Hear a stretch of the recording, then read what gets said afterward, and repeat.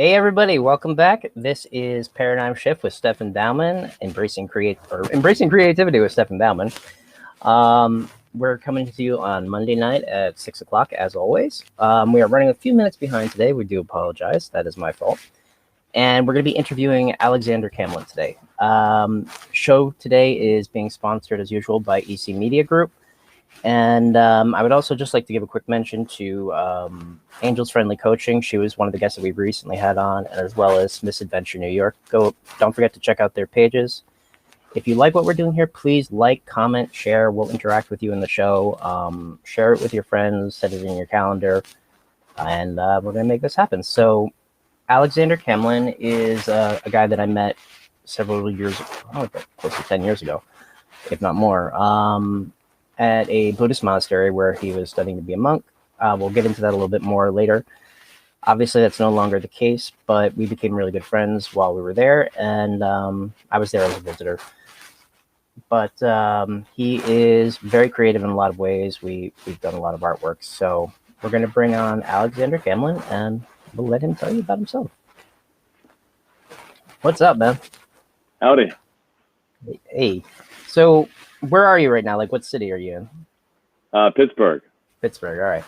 I definitely need to get down there. So, yeah, as I was saying, like, it's gorgeous down there. So, as we go through this, we're gonna have like a little bit of a slideshow that runs through at some point. But if you want to just give a quick intro as to who you are, like what your poetry is about, what inspired you, that kind of thing. Sure.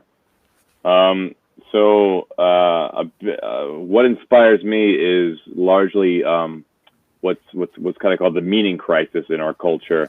It's this scientific move away from our old religious traditions as we have learned how to understand the world and ourselves in new ways that have kind of destroyed these more traditional ways that we, related to ourselves and each other and the cosmos at large for a very long time, and the gap that has left in the gulf of that new understanding. We've gotten better at knowing what things are, but not necessarily what to do about them, how to act. Yeah. And we see that a lot lately the past year. Right. Yeah, especially. And the question that I feel most preoccupied by is, well, what do I do? What is the meaning of my life? What is the goal, the vision of our species, of our culture, of my own individual life? What do you think that is? No small question, right? Right. Yeah. I mean, that's what my poetry tries to attempt to answer as humbly as I can, because I don't believe that I know. I believe that we're all kind of just floundering in the dark in some sense, trying to reach back and forward at the same time, and understand, where do we go from here? Definitely. It's a deep question. I mean, it's kind of what brought us both together, is going through that struggle of trying to figure out, at the time I was going through a pretty big time of crisis, and we're going to show some pictures of the place in a little while, but I was going through a lot of emotional troubles at the moment, and so I started turning towards meditation, and that was basically where I met you. So I mean, it was the same thing. It was just like trying to figure out why everything is the way it is. At the time I was working in a nursing home, and I just couldn't understand the suffering that everybody in that whole situation felt, and not knowing how to fix it. So it was just it was a lot, but very cool. So we're going to start bringing up some of these images as we're talking, so we have stuff to talk about. Cool. What exactly, so tell us a little bit, what's the story behind this? Like, why? I mean, I like the shield in the background. Together we stand, divided we fall. That's pretty cool. I made that shield for the George Floyd protests last year. Okay. And I mean, it's a line from a Pink Floyd song. If you're familiar with it, good line. Yes, and a good reminder in times of polarization and division. But so the image, I've been doing this series for the past year through my Instagram with my poetry of taking selfies to match the poetry that I'm writing. It's kind of like a reverse ekphrastic practice. Wait, what's that word again? Because you told me the other day, and I just went, oh. Ekphrastic. So an ekphrastic poem is a poem that is inspired by an image or a piece of artwork that's pre-existing. So you like would go to a gallery and like observe a painting, and that would inspire you to write a poem about the painting, right? But with using Instagram as a ways to promote my poetry, it's a very image dominated medium. So I've been writing the poetry and then trying to create images that match the poems, and I've been using the selfie for the past year as a way to do that. And I'll tell you, that has been kind of inspirational to me as well, because like, thank you. You know, you're welcome. While we were all locked down, like just trying to figure out like the insanity of everything that was going on around us. It's like, there's no way you don't go into your own head a lot when you live alone. Like that's it's inevitable. Yeah. And so like, tell us a little bit more about like this image. Obviously it is somewhat confusing. There's planets, there's you as a woman, there's buildings. Like what's going on here? So the image of me was from a fashion show that I did a couple years ago. It was my first time getting like full professional hair and makeup done, which was a lot of fun. And the whole thing was a lot of fun. And so while I was getting dolled up, you know, someone took that photo, and I used that photo to make this collage. And the words are from Lord of the Rings. Any you know, Lord of the Rings. That's why it's familiar. Okay. Yeah. Nerd alert. Nerd alert. Exactly. Yeah. It's what Galadriel says. You know, when she imagines herself putting on the ring and giving into the temptation. You know, instead of a dark lord, you shall have a queen. You know, and all shall love me in despair. Oh, that's when she turns into that green freaky ghost creature. It's like, Meh! Yeah. On to the next one. So what's going on here? That's your books, I'm assuming. Yes. So I recently just self-published my first anthology of poetry, called Mythopoesis. This is it, and this is one of the promotional flyers that I created for it. And what does the title mean? So it means self-myth-making, essentially. Like mythopoesis is a very academic, pretentious term. I'm using it pretentiously, obviously, but I'm not saying that academics do.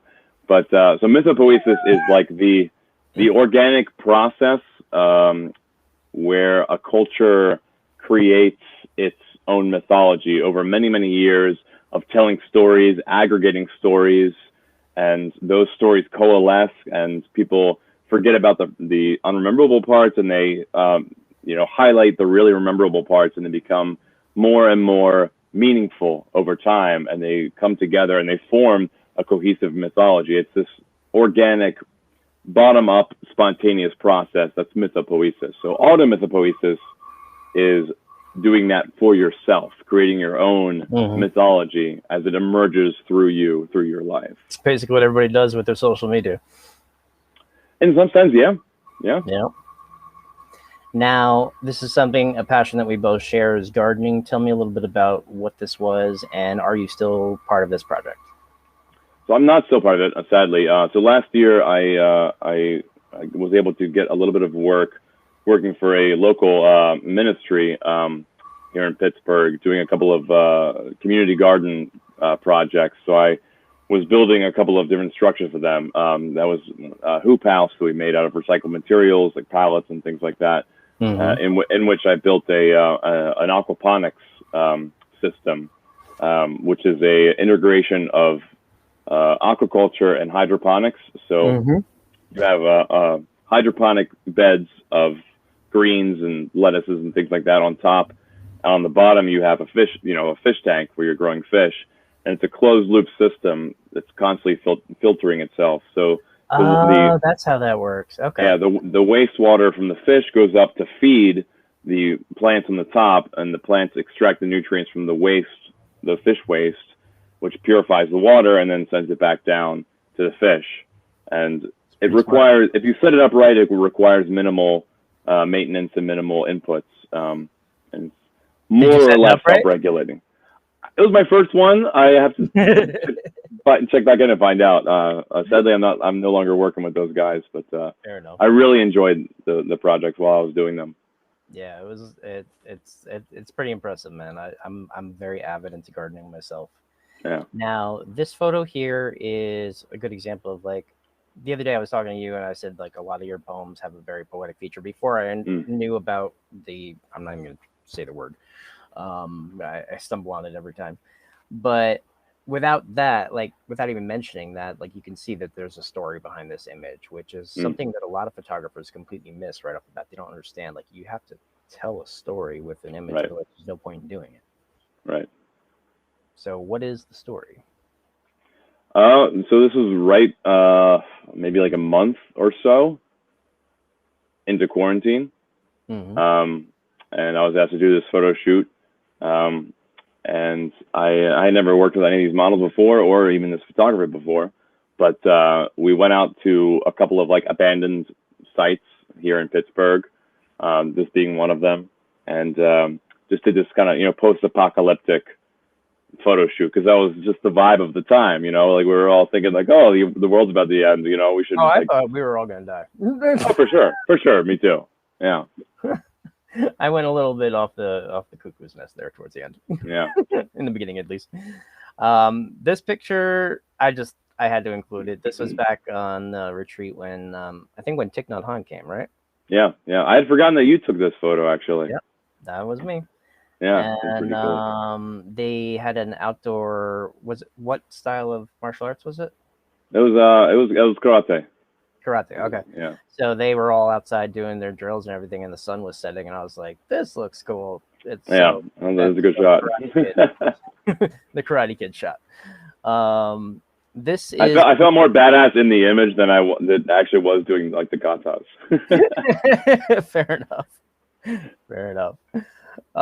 Blue Cliff Monastery was the name of the place there. Tell me a little bit about your time there. Like, what made you want to be a monk or an aspirant, and in a very condensed version. Very condensed. Okay. I had dealt with a lot of issues with mental illness and addiction pretty early on in my life, starting in my late teens. I went through the normal channels of the American Psychiatric Institution. I tried everything from AA to NA to inpatient, outpatient, all kinds of psychopharmacology, you name it. Nothing really worked for me. I discovered meditation, and it really helped. And I just got this crazy idea in my head that this is what I need. In order to be whole and to be human and to be sane, I need to become like a monk and just fully dive into this lifestyle and this practice. At the time, that's kind of where I wanted to be as well. I'm Catholic, but at the same time, I don't think that there's an interference because they don't even believe in God. So for me, this was the same thing. I was going through one of the darkest periods of my adult life that, I wanted quiet. I wanted a place where I could go to find peace, just like you're saying, and kind of really dive into that.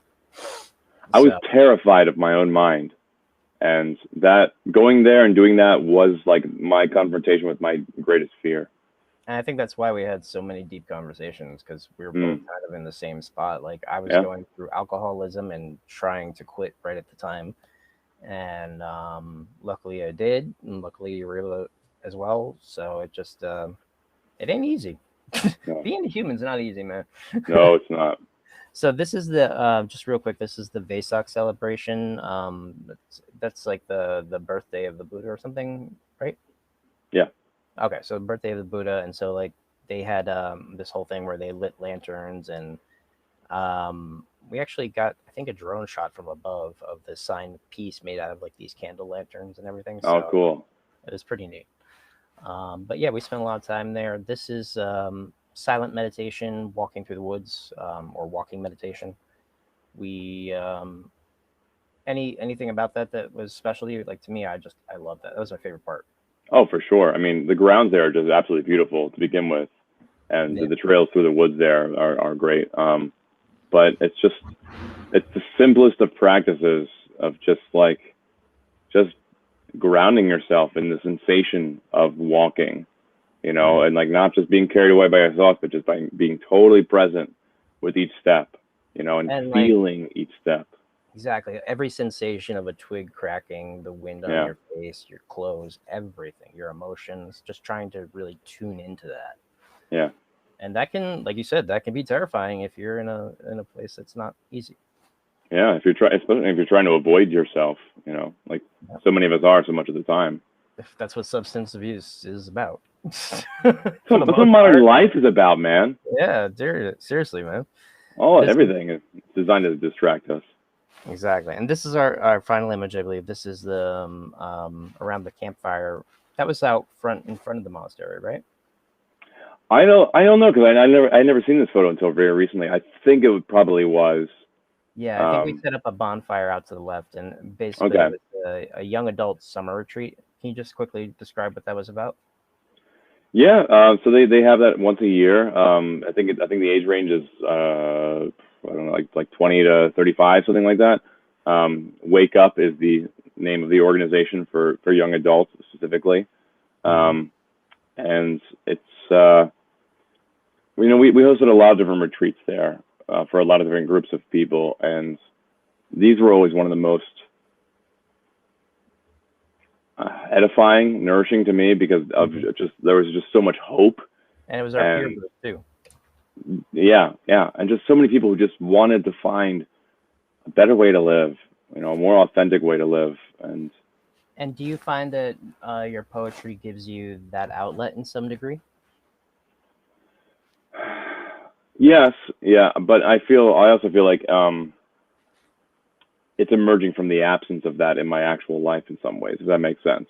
You know, because I don't have that kind of life anymore as much as I would like to. So I'm kind of pouring a lot of that much more into the artwork as an outlet. That's how I feel too. And it's it was a pretty special place to be. It was. I know we're not just talking about being at the monastery, but like with your poetry, like you could see that it's the mind of some, like, and I know you personally. I know like you're an incredibly intelligent person. I consider myself pretty smart, and sometimes I feel dumb when I'm talking to you. I'm not even gonna lie. But so it's like I learn a lot from the conversations that we had while we were there, and some of the best ones that we had, I feel like, were in our little makeshift studio upstairs. Like we had a oh yeah, I remember that studio. Set up with a group of the young guys who weren't like initiated yet, and then me coming along like, yeah, I like playing with stuff. So I apologize to cut it short. That again is my fault, but I just want to thank you again for coming on and sharing what you do. If people want to find you, where is the best place to do that? So my Instagram, at the Round Chaos. That's where I post all of my poetry. I try to post at least one a day, and I also just recently published a book, which is through Blurb, which I think you have a link for, maybe. Yes, I believe we do. Cool. It's a long link. If not, I will put it in the comments section. So cool. I do apologize about that. But so Instagram at the Round Chaos, and on Facebook they can just search Alexander Camlin. Yep. Okay. And for me, same thing. You can find me on Instagram at Steph B Photogram, on YouTube and Facebook, and everywhere else it's just Steph B Photo. Again, a special thanks to EC Media Group for sponsoring this, and it was great seeing you again, man. It really was. Yeah, you too, man. I'm really happy to talk to you. I appreciate it. Good luck. Yeah, peace.